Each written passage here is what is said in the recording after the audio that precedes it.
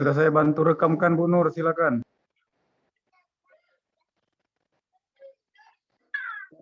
Rekamnya pada saat mulai aja, Pak. Bismillahirrahmanirrahim. Assalamualaikum warahmatullahi wabarakatuh, Bapak-bapak dan Ibu-ibu, selamat siang. Waalaikumsalam warahmatullahi Salam. wabarakatuh. Selamat siang, Bu. Siang, Bu. Ini kita simulasi dulu apa langsung ya, Pak? Maaf, bertanya. Simulasi dulu ya, Pak. Kalau simulasi waktunya nonton enggak? Bu, Gimana? Langsung aja ya. kalau simulasi dulu waktunya nanti. Nah, Baik, sebelumnya sebelum kita mulai, mari kita baca doa sesuai dengan keyakinan kita masing-masing. Berdoa dimulai. Bismillah.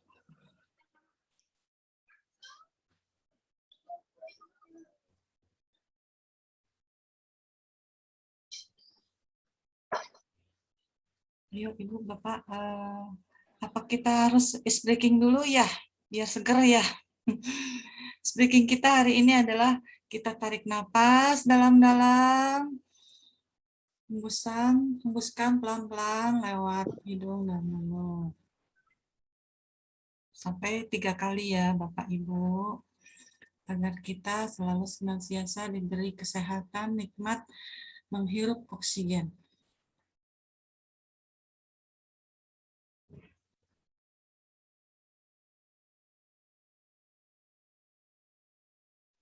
Baik, Bapak Ibu, mari kita mulai.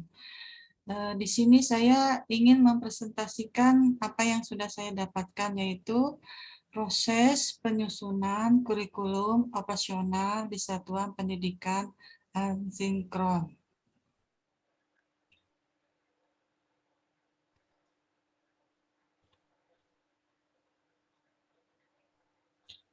Bagaimana proses penyusunan kurikulum operasional satuan pendidik? Terlebih dahulu, mari kita pahami kerangka dasar struktur kurikulum. Memahami kerangka dan struktur kurikulum. Kerangka berisi tujuan-tujuan yang hendak dicapai dalam konteks luas. Jangka panjang diharapkan kerangka dasar ini menjadi kompas dalam menunjukkan arah pendidikan Indonesia. Berikut sekilas penjelasan mengenai dokumen pendukung atau dokumen yang selalu menjadi rujukan ketika mengembangkan kurikulum satuan pendidik. 1. Tujuan pendidikan nasional. 2. Profil pelajar Pancasila. 3. Standar nasional pendidikan. 5. Struktur kurikulum. 6. Prinsip pembelajaran dan asesmen. Dan terakhir, capaian pembelajaran. Tujuan pendidikan nasional. Profil pelajar Pancasila. Tujuan pendidikan nasional menjadi rujukan dalam penyelenggaraan pendidikan di Indonesia. Tujuan pendidikan nasional ini sudah diterjemahkan dalam profil pelajar Pancasila. Prinsip pembelajaran dan asesmen. Prinsip pembelajaran dan asesmen menjadi rujukan dalam menyelenggarakan pembelajaran dan asesmen di sekolah. Standar pendidikan. Standar nasional pendidikan. Standar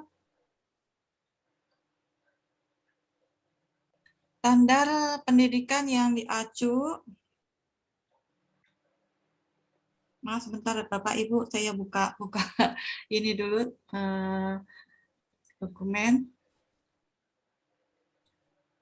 Standar nasional pendidikan yang diacu sebagai kerangka dan sudah diterjemahkan pada struktur kurikulum, prinsip pembelajaran dan asesmen serta capaian pembelajaran. Capaian pembelajaran merupakan kompetensi yang harus dicapai peserta didik sesuai dengan fase perkembangannya.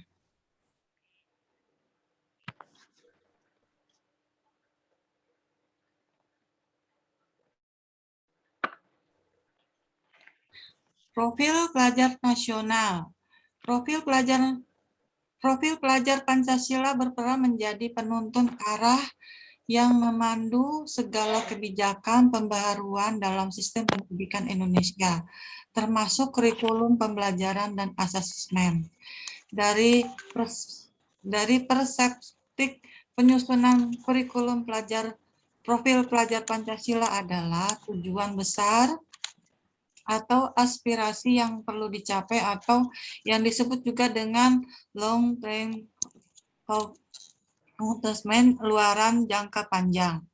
Profil Pancasila merupakan interpretasi dari tujuan pendidikan nasional dan visi pendidikan Indonesia yang digunakan sebagai rujukan menyusun standar nasional pendidikan dan kurikulum.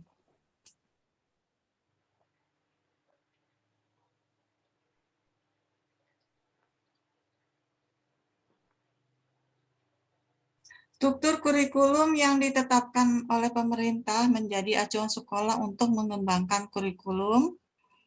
Menjadi tercapainya profil pelajar Pancasila dapat ditambahkan dengan kekhasan sekolah sesuai dengan visi, misi, dan tujuan sekolah.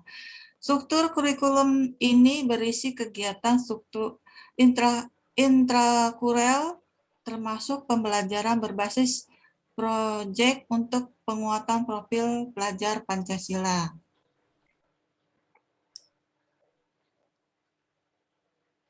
Proses penyusunan operasional di satuan pendidikan. Dalam penyelenggaraannya, kurikulum operasional sekolah perlu menjadi dokumen yang hidup menjadi referensi dalam keseharian, direfleksikan dan terus dikembangkan. Penyusunan dokumen kurikulum operasional sekolah dari awal hendaknya dimulai dengan memahami secara utuh kerangka dasar kurikulum yang ditetapkan oleh pemerintah, antara lain tujuan pendidikan nasional, profil pelajar Pancasila, SNP, struktur kurikulum, prinsip pembelajaran, asesmen, serta capaian pembelajaran.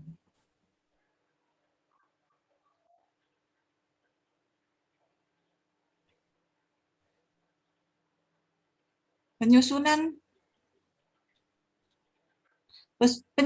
dokumen. Siapa yang akan memfasilitasi penyusunan ini? Siapa yang akan dilibatkan dalam penyusunan ini? 2. Apakah sudah pernah dilakukan pembahasan kurikulum operasional oleh pemangku kepentingan internal pemimpin sekolah dan guru? 3. Apakah sudah pernah dilakukan pembahasan kurikulum operasional sekolah oleh pemangku kepentingan eksternal, meliputi orang tua, komite, satuan pendidikan, pemangku kepentingan lainnya, yaitu organisasi berbagai setara serta industri. Peninjau dan revisi. Siapa yang akan memfasilitasi peninjau dan revisi ini? Siapa yang akan dilibatkan dalam peninjau dan revisi? 2. Apakah satuan pendidikan memiliki dokumen kurikulum operasional sekolah yang sebagian atau seluruh isinya mempresentasikan satuan pendidikan? 3. Apakah ada diskusi kerja kolaborasi untuk menyusun kurikulum operasional sekolah yang setidaknya melibatkan para pemimpin atau perwakilan guru? Apakah ada informasi atau pembahasan yang disampaikan pada orang tua mengenai kurikulum dan atau program-program? Proses berpikir. Proses berpikir untuk menganalisis karakteristik satuan pendidikan dan merumuskan visi misi tujuan. Apakah satuan pendidikan sudah memiliki visi misi tujuan yang ejek? Analisis lingkungan belajar satuan pendidik, merumuskan visi misi atau satuan pendidik, analisis kebutuhan satuan pendidik. Apakah sudah memiliki analisis kebutuhan satuan pendidik? Mendesain program pembelajaran, apakah sudah memiliki strategi dan menyusun strategi?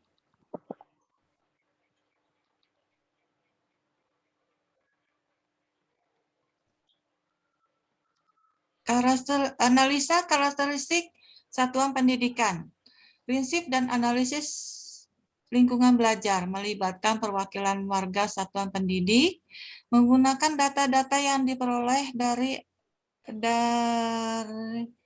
dari situasi yang nyata atau kondisi satuan pendidik.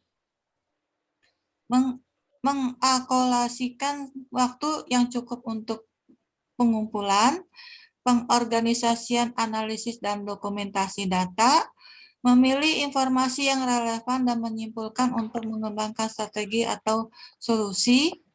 Bentuk adalah pilihan cara untuk mengumpulkan informasi. Kuesioner dengan pernyataan disesuaikan dengan tujuan dan saran yang dibutuhkan. Wawancara untuk mendapatkan data secara langsung. Diskusi kelompok terkumpul FGD atau FGD ya, dengan mengundang perwakilan dari seluruh warga satuan pendidik dan tokoh masyarakat. Berapa alat yang dapat digunakan untuk menganalisis informasi? Analisis SWOT, Roscoe, dan Fishbone.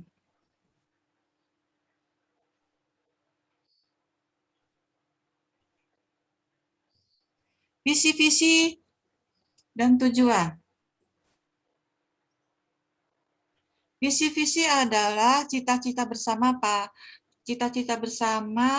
pada masa mendatang dari warga satuan pendidik yang dirumuskan berdasarkan masukan dari seluruh warga satuan pendidik. Misi adalah pernyataan bagaimana satuan pendidik mencapai visi yang ditetapkan untuk menjadi rujukan bagi penyusun program jangka pendek, menengah, jangka panjang, dan panjang dengan berdasarkan masukan dari seluruh warga satuan pendidik. Tujuan adalah gambaran hasil yang akan dicapai dalam kurun waktu tertentu oleh setiap satuan pendidik atau program keahlian dengan mengacu pada karakteristik dan atau keunikan setiap satuan pendidik sesuai dengan prinsip yang ditetapkan. Merumuskan tujuan yang berpusat pada peserta didik. Prinsip-prinsip dalam merumuskan tujuan yang berpusat pada peserta didik. 1. Dalam kurikulum operasional sekolah, profil pelajar Pancasila secara lengkap menjadi fondasi termasuk semua dimensi beserta elemen dan sub-elemennya satuan pendidik.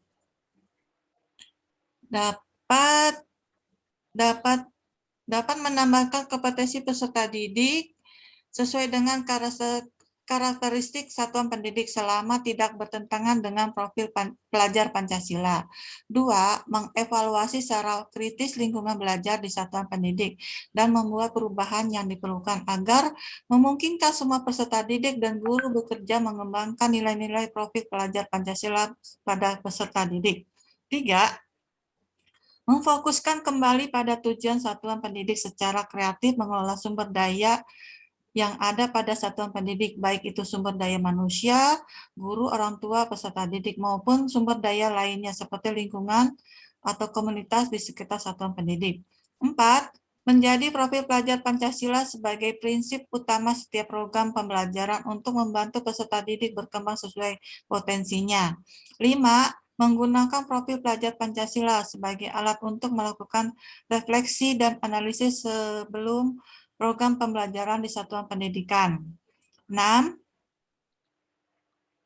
Satuan pendidikan melakukan refleksi secara berkala untuk mengetahui sejauh mana keberhasilan dalam pembelajaran pada struktur dan sistem serta kurikulum yang di satuan pendidikan memungkinkan peserta didik dan guru yang melaksanakan program pembelajaran untuk berkembang menjadi seperti yang deskripsikan di profil pelajar Pancasila yang di satuan pendidik. Oke, terima kasih alias thank you.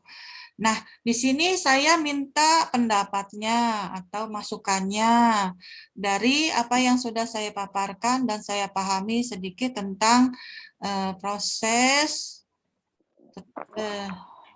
tentang yang sudah saya buat ini, yaitu proses penyusunan kurikulum operasional di satuan pendidik. Mangga Bapak Ibu silakan. Mudah-mudahan waktunya masih ada ya. Ayo Pak Mawarji, Pak Konedi, Bu Ayu, dan Bu Ita, mangga silakan di komen.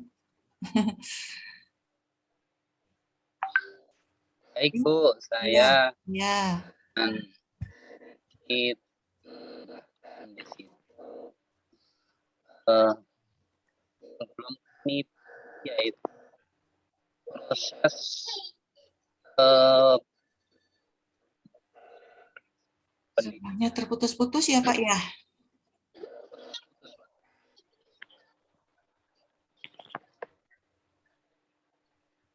mungkin sebelumnya Bu, langkah-langkah yang perlu dipersiapkan Ya, dalam proses penyusunan kurikulum operasional Bu, ini ya, kan sedikit tentang sebelum proses tentunya ada ya, ya, ya. yang harus dipersiapkan melaksanakan penyusunan. Terima kasih Bu. Ya, ya. Terima kasih Pak. Yuk lagi Pak Konedi atau Bu Ayu.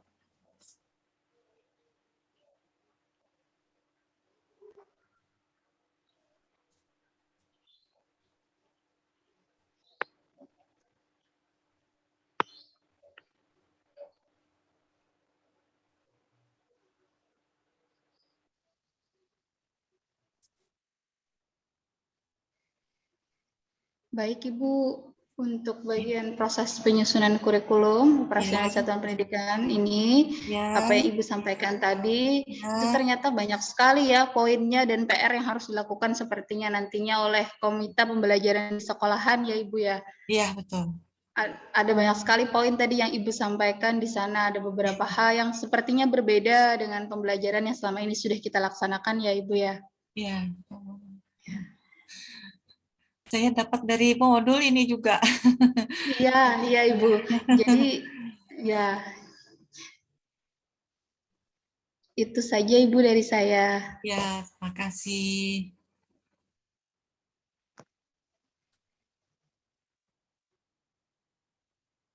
Oke, saya Bu mau bertanya sedikit Ibu ya Ya, sebelum selesai karena ya. sudah mungkin sudah 14 menit. Kalau saya pribadi untuk Ibu sendiri tantangannya bagaimana Bu dalam proses penyusunan kurikulum operasional satuan pendidikan di tempat Ibu? Kira-kira apa tantangannya begitu Ibu? Itu Baik. saja pertanyaan saya. Iya, terima kasih.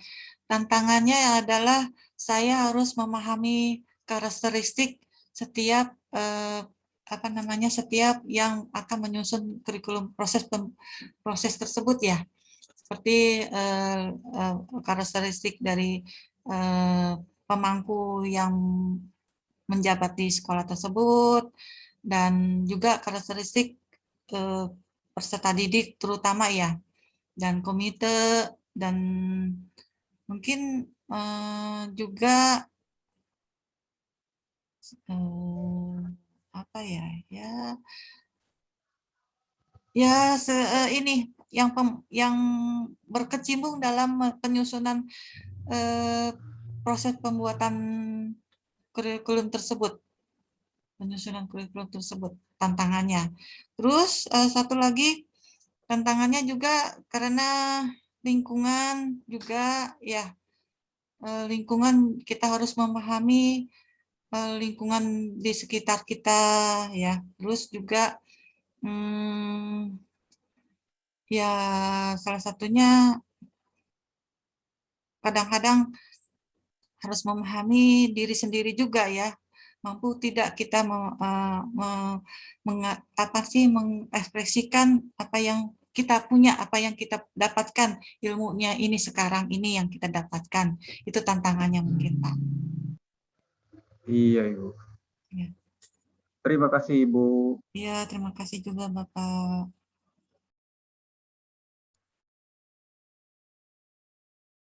Mungkin sudah cukup ya, waktunya juga ya. Cukup, Bu. Ya, baiklah, saya akhiri presentasi saya ini dengan mengucap alhamdulillahirrahmanirrahim. Alhamdulillahirrahmanirrahim. Ya, saya tutup dengan Assalamualaikum warahmatullahi wabarakatuh. Waalaikumsalam. Waalaikumsalam warahmatullahi wabarakatuh.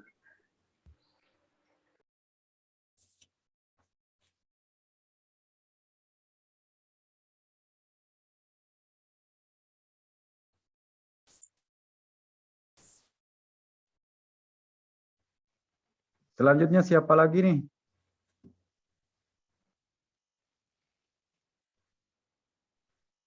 Udah dimatiin belum Pak recordingnya? Ya, siapa lagi? Sudah saya matikan recording. Silakan. Oh, oke. Ya, Siapa? lagi? Boleh saya tapi ke Jumit ya? Ke Jumit. Ya, ke berarti kita Google keluar Meet. aja dulu. Nah, Ya, masuk ke Google di Meet ya? masuk di alamat yang tadi ya, Bu ya. Iya, Bu. Ya, Pak. Oke. Sekarang Bu Ita. Di WA grup tadi ya? Ya. Ya, WA Group. Ya.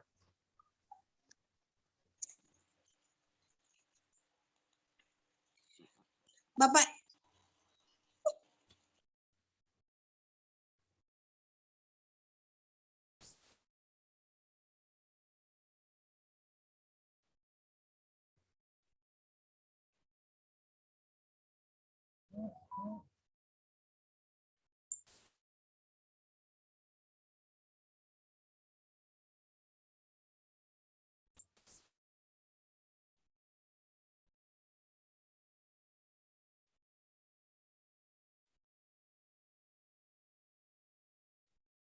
gimana ya, mau keluar ya, Dek?